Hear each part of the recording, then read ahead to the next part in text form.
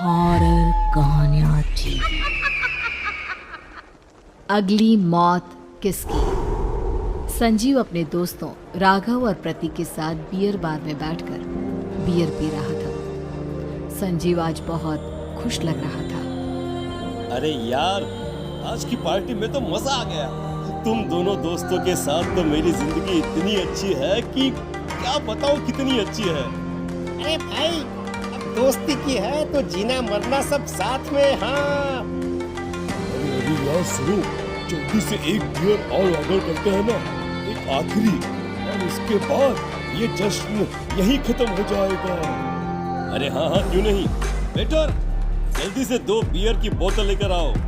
आज मेरे दोस्तों को जश्न मनाना है, क्यों? इतने में वहां पर एक बहुत सुंदर लड़की छोटे छोटे कपड़े पहनकर हाथ में बियर की बोतल लेकर उसके पास आती है। ये लीजिए, आपने बियर ऑर्डर की थी ना, मैं लेकर आ गई। क्या बात है यार, इस बार की वेटर तो बड़ी सुंदर है।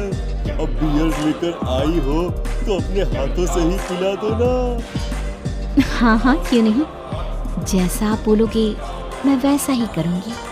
क्या बात है यार, अब तो लगता है रोज यही आना पड़ेगा। उसके बाद वो लड़की उन तीनों को बियर सर्व कर देती है। पार्टी करने के बाद वो तीनों अपने अपने घर जाते हैं। प्रतीक संजीव और राघव को उनके घर छोड़कर जैसे ही अकेला अपनी कार में आकर बैठता है तो अचानक उसे एहसास होता है जैसे उसकी कार की पीछे वाली सीट पर कोई बैठा हुआ है। वो तुरंत पीछे मुड़कर देखता है। तुम यहाँ क्या कर रही हो? और तुम मेरी कार में कब आई? अरे तुम तो बार में वेटर थी ना। बस ऐसे ही मेरा दिल कर रहा था आपके साथ आपके घर चलने का, इसलिए मैं आपके साथ चली आई। अरे लेकिन तुम मेरी कार में आई कब? कुछ देर पहले तो यहाँ पर मेरे दोस्त बैठे हुए थे। प्रतीक के इतना बोलते ही उस लड़के का चेहरा खतरनाक तरीके से बदल जाता है। उसकी आंखें पत्थर की तरह सफेद और पूरे शरीर पर नीली नीली नसें उभर आती है। गाड़ी चलाओ, पूरी स्पीड में चलाओ, और अगर तुमने गाड़ी रोकने की कोशिश भी की तो मुझसे बुरा कोई नहीं होगा। डर की वजह से प्रतीक के पसीने छूटने लगते हैं। उसका शरीर बुरी तरह से कांप रहा था। प्रतीक बिना कुछ सोचे समझे कार को फुल स्पीड से चलाना शुरू करता है। चलते चलते वो शहर से दूर एक पहाड़ी पर पहुंच जाता है और सामने अब सिर्फ पहाड़ी का किनारा दिख रहा है, जिसे देख प्रतीक घबराकर अचानक से कार को ब्रेक लगाता है।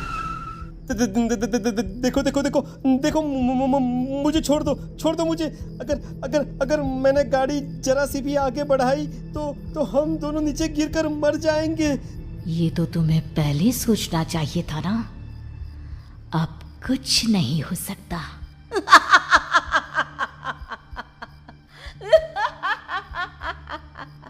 छोड़ दो मुझे। नहीं प्लीज मुझे छोड़ दो। प्लीज मुझे जाने दो। छोड़ दो मुझे। गाड़ी आगे बढ़ाओ। और तभी अचानक से बिना प्रतीक के स्टार्ट किए उनकी कार आगे बढ़ती है और गहरी खाई में गिर जाती है। उसके चीखने की आवाज एक चारों तरफ सुनाई देती है।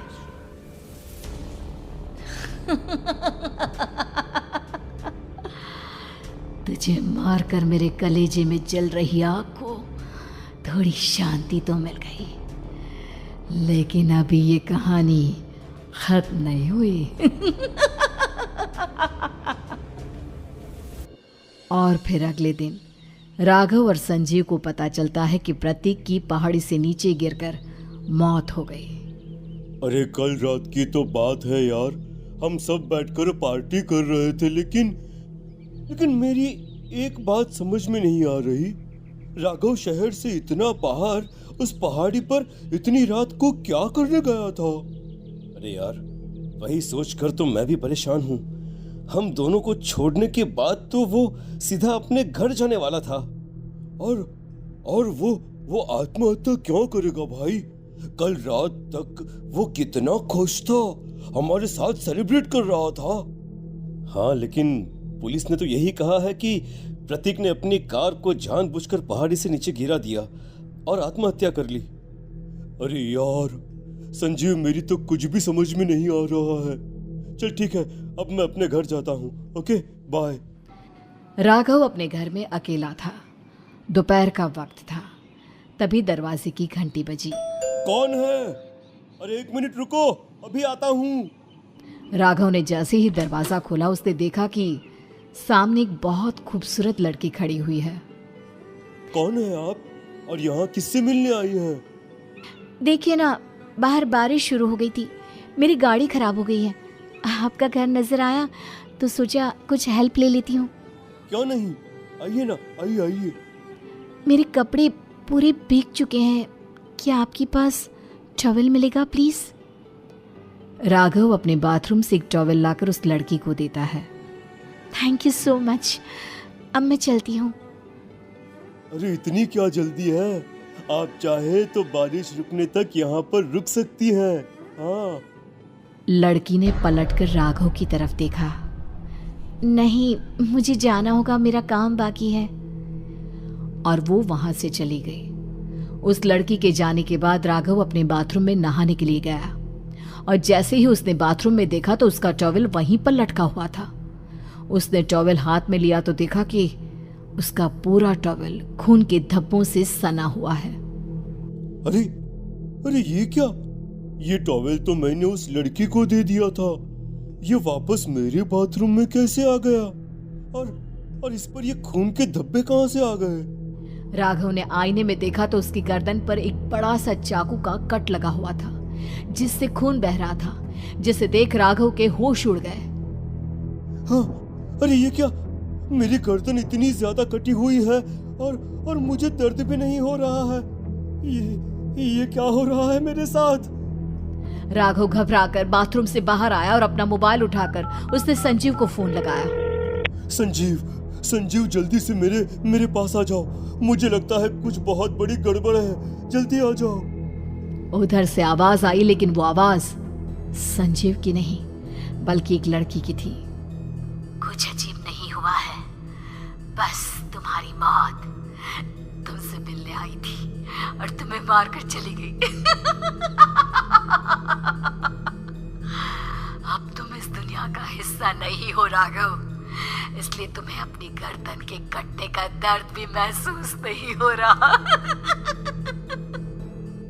नहीं, ऐसा नहीं हो सकता, ऐसा नहीं हो सकता। कौन हो तुम? तुम्हारी मौत। अब संजीव के पास खबर पहुंचती है कि राघव ने अपने ही घर में चाकू से गर्दन काटकर आत्महत्या कर ली। ये सुनने के बाद संजीव के होश उड़ गए। वो पसीने से तरबतर हो गया और एक अनजाना डर अब उसके दिल को सताने लगा। संजीव के साथ ही उसका एक छोटा भाई राजीव भी रहा करता था। अपने भाई को इस तरह परेशान देखकर राजीव उसके पास आया। अरे भैया, क्या हुआ भैया? आप इतने घबराए हुए क्यों लग रहे हैं? प्रतीक और राघव की मौत, मेरा मतलब मेरी कुछ समझ में नहीं आ रहा भाई। अचानक से मेरे दोनों दोस्तों ने आत्महत्या क्यों कर ली? अरे वो तो मेरी भी समझ में नहीं आ रहा है भैया। हाँ, हो सकता है कि कोई परेशानी होगी और इसीलिए उन्होंने ऐसा किया होगा।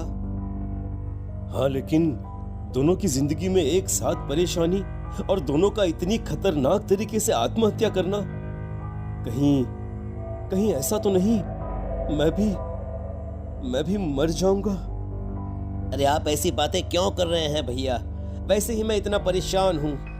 जब से अंजलि ने मेरा साथ छोड़ा है तब से सब कुछ बहुत अजीब सा हो गया है। रोज रात को डरावने सपने आते हैं। ऐसा लगता है जैसे अंजलि बार बार मेरे सपनों में आकर मुझे डराने की कोशिश करती है। अंजलि का नाम सुनते ही संजीव की आंखें फट गई और उसके गले में आवाज अटक गई।